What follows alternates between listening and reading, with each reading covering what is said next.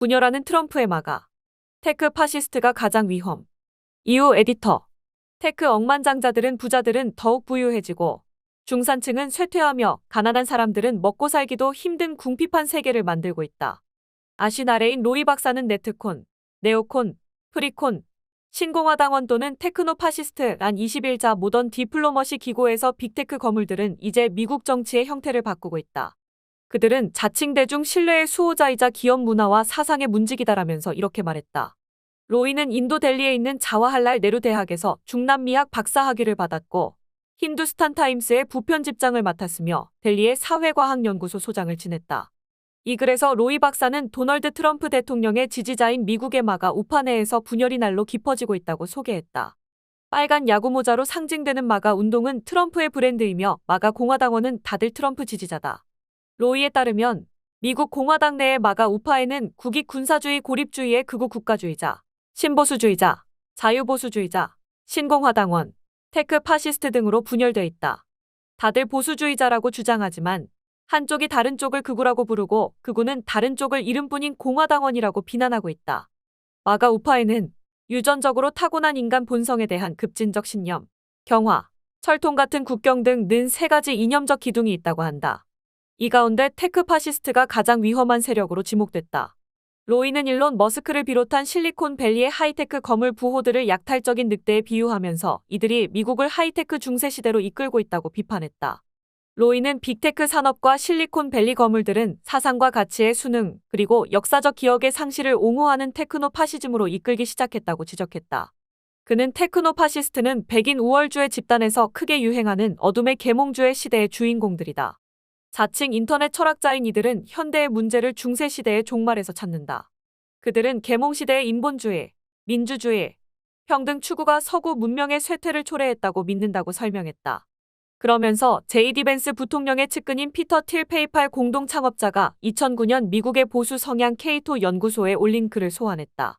여기서 틸은 나는 더 이상 자유와 민주주의가 양립할 수 있다고 믿지 않는다라면서 복지 수혜자 증가와 여성 투표권 부여가 자유지상주의의 대의를 훼손했다고 주장했다. 나아가 민주주의적 거버넌스보다 기업 거버넌스 구조를 강조하면서 역사적 민족국가가 없는 세계를 만들어야 한다고까지 했다. 로이는 거대 테크 기업들이 권위주의 정부의 동맹이 되는 것은 놀라운 일이 아니다. 인류 역사에서 지배적인 기술은 자연 통제와 아울러 사회와 노동, 관계의 모델에 관한 아이디어를 발전시키는 데 기여했다면서 빅테크 거물들이 트럼프에게 빨려 들어가는 방식은 그들의 권력 집중에서 위험한 새로운 단계를 보여준다고 지적했다. 이어 그 설계도상 오늘날의 파시즘은 국제주의적이며 하나의 승리 이론을 중심으로 명확하게 구조화되어 있다고 주장했다. 로이는 일론 머스크와 다른 하이테크 거물들은 디스토피아적인 꿈을 파는데 능숙하며 거짓말, 남용, 여성 혐오를 파는데 역시 능숙한 트럼프와 딱 알맞은 짝이다라고 비판했다. 일례로 2016년 머스크가 자신의 자율주행차가 2년 안에 나올 것이라고 호언장담했지만 여전히 공상과학영화 수준에 멈춰 있다는 게 로이의 지적이다. 로이 박사가 보기에 예전에는 미국 정부가 외교 정책 관련 조언을 받으려면 특정 전문가와 싱크탱크에 의존했다. 그러나 오늘날 트럼프는 마가의 몇몇 테크 지식인에게 의존하고 있다. 그는 트럼프는 그들이 기술 결정론의 점괘들을 완벽하게 해독한다고 믿는다면서 그들은 처방하지 않고 단지 필연성의 복음을 번역할 뿐이다라고 비판했다. 로이는 일부에선 미국의 좌파가 문화적으로 너무 나아갔다는 두려움에서 빅테크 거물들이 뭉쳤고 트럼프의 당선은 국가 전반의 문화적 분위기를 반영한다고 믿고 있다. 그들은 깨어있음의 사망선언을 위해 손을 잡았다고 풀이했다. 그러면서 빅테크 거물들은 자신을 프리드리히 니체의 초인으로 여긴다. 파괴자로서 그들은 자신들이 가는 길에 놓인 장벽이라면 어떤 것에도 분노한다고 덧붙였다. 워크는 정치적 올바름을 추구하고 인종 젠더 문화 등의 다양성을 옹호하는 깨어있는 상태다.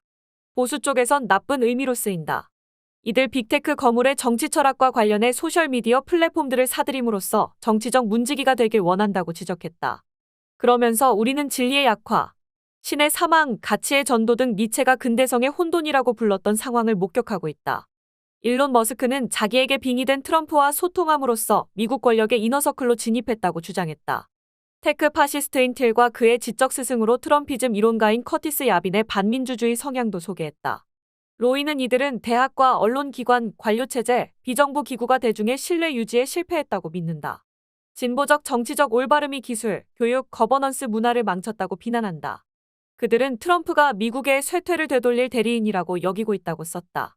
야비는 군주제가 민주주의보다 본질적으로 낫다는 19세기 영국의 비평가 토머스 칼라일의 추종자다.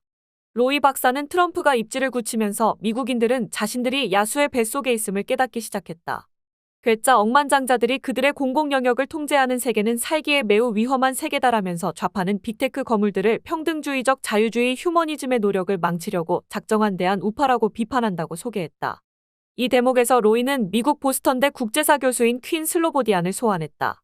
하이에크의 사생아들, 인종, 금, IQ, 그리고 극우의 자본주의의 저자인 슬로보디안은 마가 우파가 시장 경쟁을 신경과학, 진화심리학, 유전학, 기타 자연과학에서 수입한 아이디어들과 성공적으로 결합시켰다고 믿는다고 말했다.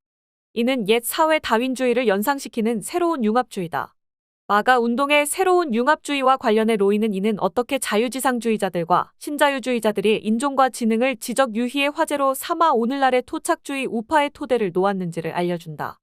그들은 생물학자, 진화심리학자, 민족국가주의자들과 추잡한 동맹을 구축하고 인종과 IQ 사이의 연관성에 대한 사이비 과학을 퍼뜨렸다라고 비판했다.